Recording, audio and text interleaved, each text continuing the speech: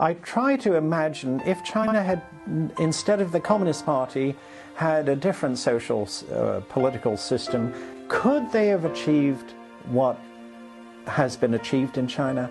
I very much doubt it.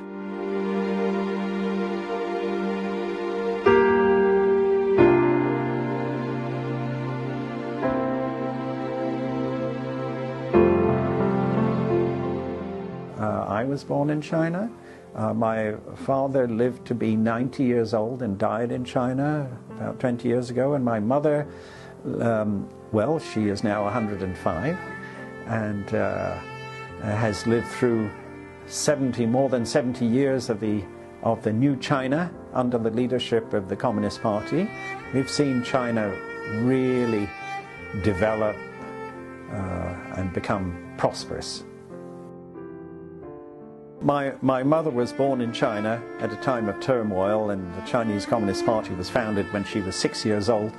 She met some people who she knew to be communist and admired them. My father came to China in '38. He had already read about the heroic exploits of the Chinese Communist Party with the Long March and so on. So he came admiring the communists. And when he arrived, he met many Chinese communists, and they were good friends. Later on, they stayed on to teach. So they just settled in China. They saw what the communists were doing, especially the land reform. The Chinese communists developed their own theory, creatively developing Marxism to suit China's actuality.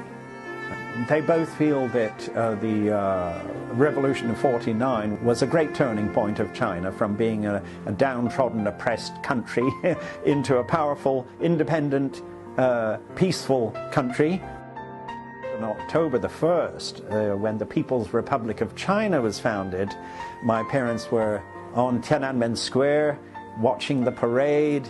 So I guess, having lived through these very exciting events, they stayed on. And, well, we're still here. I was born in China in 1951, and I feel privileged too.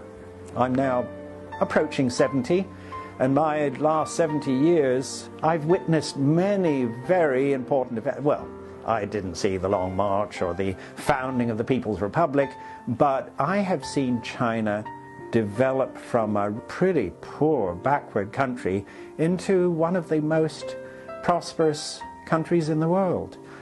The infrastructure I have seen, you know, I live by the Third Ring Road. When I was a child, this stretch was called Suzhou-Jie.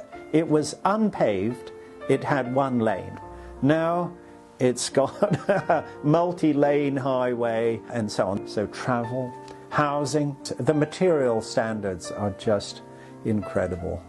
When I started primary school, right here in Beijing, in Haidian district, inside the Third Ring Road, you wouldn't believe it. The building was not even a brick building.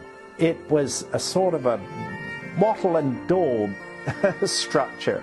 You have a wooden frame and some reed matting which is nailed onto the frame, and then they daub some mud on it, and then you can whitewash it, and it looks like whitewashed wall. But where would you go to find a wattle and daub building now?